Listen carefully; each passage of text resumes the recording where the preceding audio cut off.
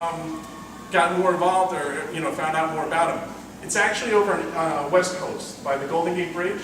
Sergeant Briggs, I don't know if any of you have heard of him, but he patrols the Golden Gate Bridge. And what happens is, unfortunately, there's a lot of people that choose to take their own lives by jumping off the bridge. Well, this man is amazing because the little that I know is just unbelievable. He saved 200 people's lives that were going to jump off the bridge. Only 2 people, which is a shame, of course, but 2 people did, lose their lives. But he saved over 200 lives. People that decided he helped them, choose life. But a lot of people ask him and say, well, what did you say? What are the words? Tell me your words. What do you do? And I love this because I think it says a lot. He says, I don't say a lot. He says, I listen. I listen to them. And I think that there's a lot of overlap with the whole pro-life, and we're talking about abortion. It's about listening. These people are in a lot of pain. They're going through a lot of struggle, anger, difficulty, and they just want to be heard. And so I think a lot of it is listening and letting them know, because they might not have any support by anybody in their family or outside their family, and a lot of times they feel very alone and isolated. So this sergeant, I think, is an awesome example of that. And I think it overflows very much so with the pro-life as far as when we're talking about abortion as well. So that's another person. Another thing I'd like to share with you guys, which I know almost all you guys probably are familiar with this. Have you guys seen the movie It's a Wonderful Life? Show of hands? Okay. Great movie. Every time before Christmas, I force my sister to watch it with me. And she winds up loving it too. And I love that movie because, just to give a brief time capsule of it, George Bailey, who's played by Jimmy Stewart, does such a great job. He's down on his luck. And as time goes on, things get worse. And he's in tremendous amount of debt.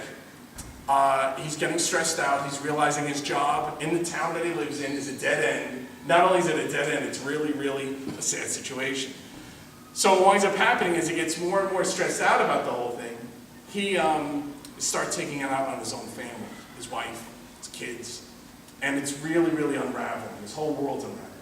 So he gets to a point where he's going to the bar and he's getting half in the bag and he's drinking and everything. But he says a beautiful prayer, and to be honest, this is like my favorite prayer. It's a great daily prayer, and it's just like 3 words, 2 or 3 words. Show me the way. And he says, God, I'm not a praying man, I don't even know if you exist, but if you are there, show me the way. So it's like his last string of hope, help me out. So I think it's beautiful because what winds up happening is he does attempt to go over to the bridge to maybe jump, and Clarence, his angel, saves him, right? And they have an interesting comical conversation even, right? But what winds up happening regarding that is that Jimmy Stewart realizes once Clarence shows him that if you didn't live, a lot of lives would not have been touched in a very positive, beautiful way. Because that was his wish. He says, I wish I was never born. And he says, okay, I will grant you that wish. And so he saw his life as if he wasn't born. And so Mary, who was his wife, never married, right? And all these other people where he had a tremendous positive impact. And sometimes I think it's very easy for myself, I think for just about everybody, sometimes you forget of the impact that you have on other people's lives. Because it's a lot easier for people to complain about things than necessarily say, hey, thanks a lot for doing that, right? So we don't always feel that, right? I think George was in that situation. He just felt like, ugh. And he was at the bottom of the barrel. Well, the beautiful thing about the movie is that at the end of the movie, he realizes that his life was tremendously important, and also the people that he impacted. Not only that, when he came back home, what I love about it is that he doesn't care about the debt. He doesn't care if he has to go to jail. He doesn't care about any of that stuff. He's just saying, I'm glad I'm back. I'm glad I have my life, right? So that's what's beautiful about that. And what's beautiful about it, too, as far as the theme, is that his life impacted so many people. And he's, it's showing how really all of our lives, we impact so many people that we don't realize. Okay, so how important that is. So that's one life, again. One life, one person making a big difference. What does all this mean really to us in a practical way? I always like, you know, when you hear some kind of talks, I remember listening to Fulton Sheen, an old talk a long time ago. He was talking to, I think, priests and so forth. And he was saying, it's nice when you hear a talk and stuff, but if there's nothing tangible, something to do with it later, then sometimes it's like, okay, then it just goes, you know?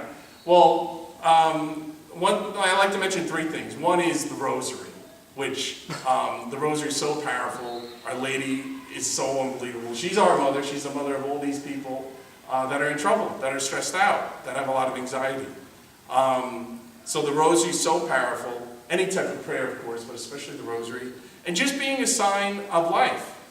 Sometimes people, if they're in a situation where they're in trouble and stuff like that, they might be able to feel like, hey, you know what, I know how that person kind of thinks and stuff, and they might feel comfortable talking to them, you know? And then the other thing too, which I know is maybe kind of an obvious thing, is the 40 Days for Life.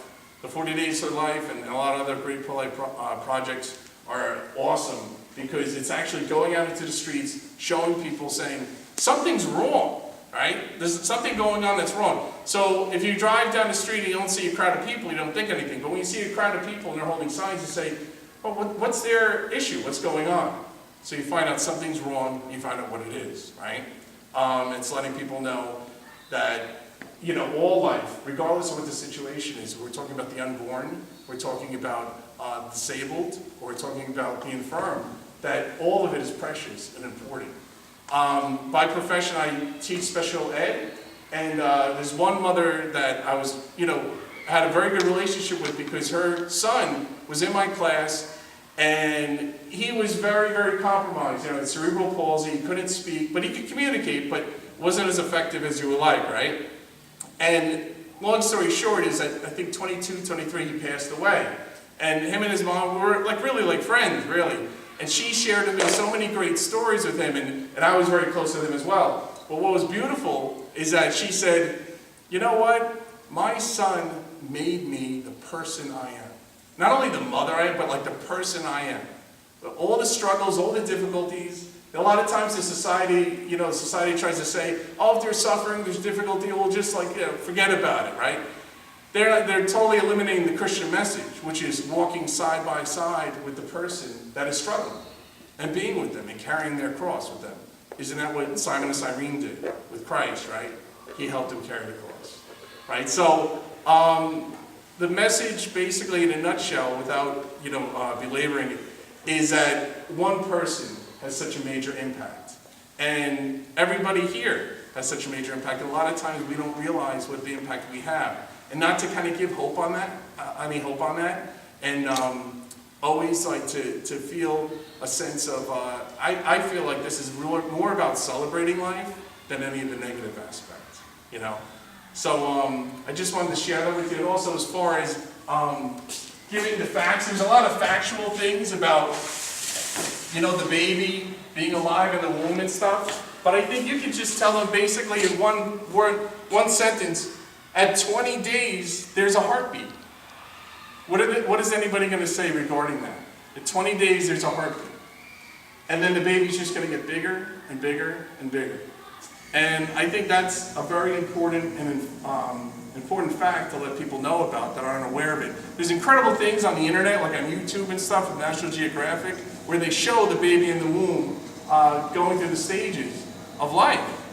And it's just amazing. So to maybe make people aware of that and to see that is a good thing too. All right? So that's pretty much it. Does anybody have any questions, or should I just stop talking?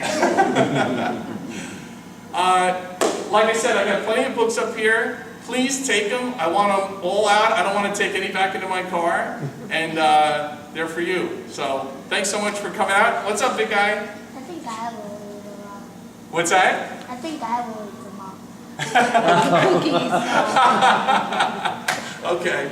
Thanks so much. I appreciate it. Thank you.